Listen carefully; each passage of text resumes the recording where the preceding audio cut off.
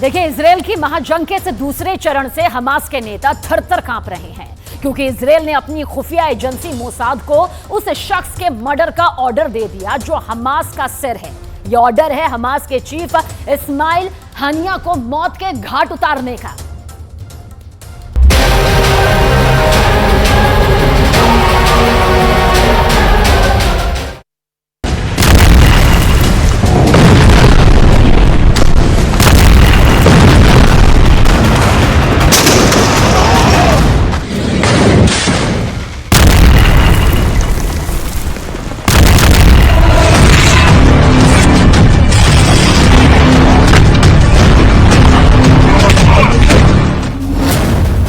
Gaza से लेकर Qatar तक, इस्माइल हनिया से लेकर याहिया सिनवार तक हमास के नेताओं के बीच हड़कंप मचा है।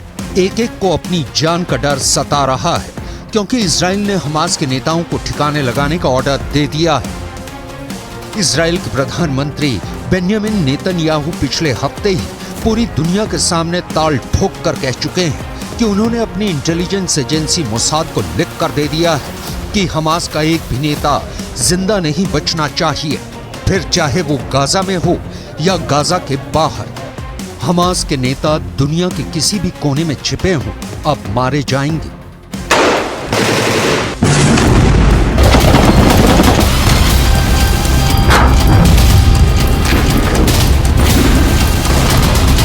אנחנו עושים כל מאמץ להחזיר את חטופינו ובסופו של דבר נחזיר את כולם. יש לנו 3 יעדים במלחמה הזאת: לחסל את החמאס, להחזיר את כל חטופינו.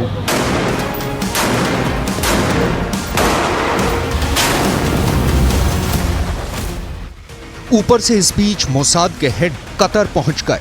वो कतर जहां हमास का सबसे बड़ा नेता इस्माइल हनिया बैठा है, वहां मोसाद के चीफ ने कतर के पीएम से भी मुलाकात की। मोसाद की चीफ के कतर दौरे ने हमास के रोंगटे खड़े कर दिए हैं, क्योंकि इजराइल के सबसे बड़े दुश्मन हमास को हलाल करने का ये सबसे बड़ा जिम्मा सौंपा गया है इजराइल की खुफिया एजेंसी मोसाद को। वो मोसाद जिसके जासूस इजराइल के दुश्मन को पाताल से भी ढूंढ निकालते हैं।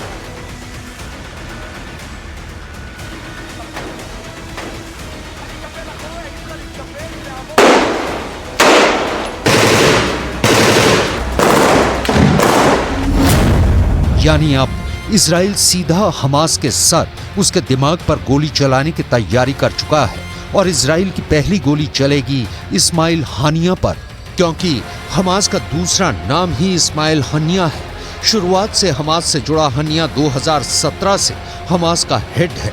आज अगर हमास इजराइल की आंख में आंख डालकर उससे बात कर रहा है तो उसकी वजह हनिया है। हमास की जंग की लड़ने की इस ताकत के पीछे हानिया का बहुत बड़ा हाथ है। हनिया सुन्नी मुसलमान है, मगर इस बात को भुलाकर उसने शिया ईरान से करीबियां बढ़ाकर हमास को हथियार से लेकर ट्रेनिंग और फंड, वो सब कुछ दिलवाया, जिसकी बदौलत हमास 7 अक्टूबर जैसा इजराइल पर अब तक का सबसे बड़ा हमला कर पाया।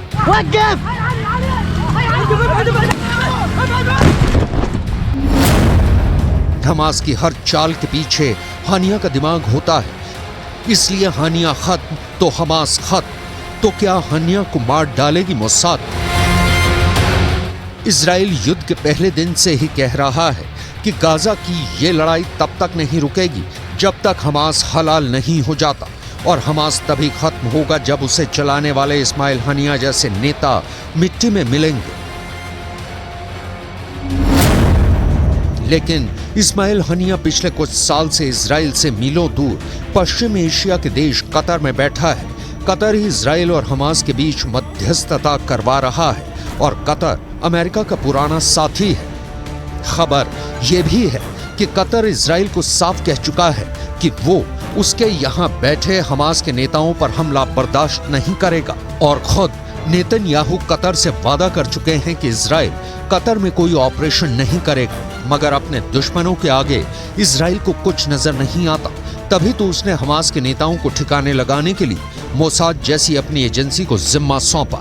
इसी बात से साफ है कि इजराइल के इरादे खूंखार हैं।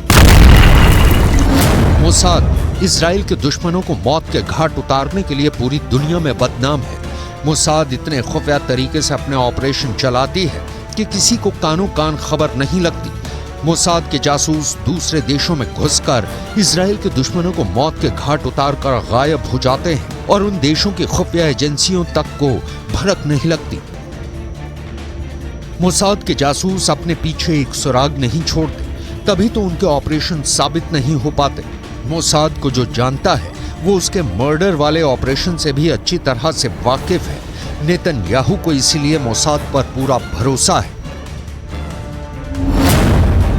2010 में मोसाद ने दुबई के एक होटल में हमास के नेता की हत्या कर दी थी। 2018 में मोसाद ने मलेशिया में फिलिस्तीन के एक वैज्ञानिक को मौत के घाट उतार दिया था। और तो और 1972 के ओलंपिक्स में अपने एथलीटों की हत्या का बदला लेने के लिए मोसाद ने पश्चिम एशिया से लेकर यूरोप तक कसूरवार फिलिस्तीनी संगठन के नेताओं को चुन चुन कर मार गिराया।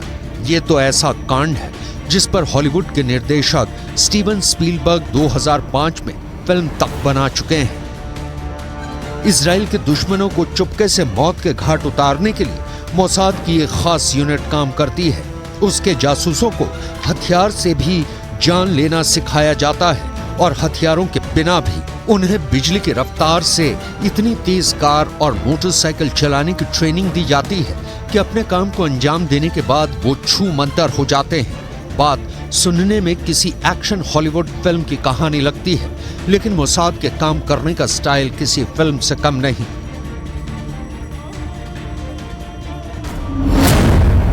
2018 में मोसाद के जासूसों ने मोटरसाइकिल का इस्तेमाल करके ही मलेशिया में फिलिस्तीन के वैज्ञानिक की हत्या की थी। ऐसा भी नहीं है कि अपने ऑपरेशन को अंजाम देने में मोसाद ने ये महारत अब जाकर हासिल की है। मोसाद शुरुआत से ही बड़े बड़े खुफिया हत्याकांड करता रहा है।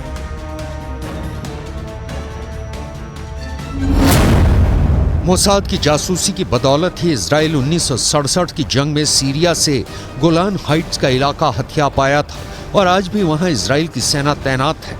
तब मोसाद ने एली कोहेन नाम के अपने जासूस को सीरिया भेजा था। उस जासूस ने सीरिया की सत्ता में बैठे बड़े बड़े नेताओं से सीरिया की सेना के ऐसे राज उगलवाए कि सीरिया को गोलान हाइट्स गंवाना पड़ा था। इस बार नेतन्याहू का सामना उनके पुराने दुश्मन से है। वो इस्माइल हनिया की रग रग से वाकिफ है, लेकिन हनिया भी जानता है कि मोसाद उसके पीछे है और उसकी एक गलती उसको हमेशा के लिए मौत की नींद सुला देगी।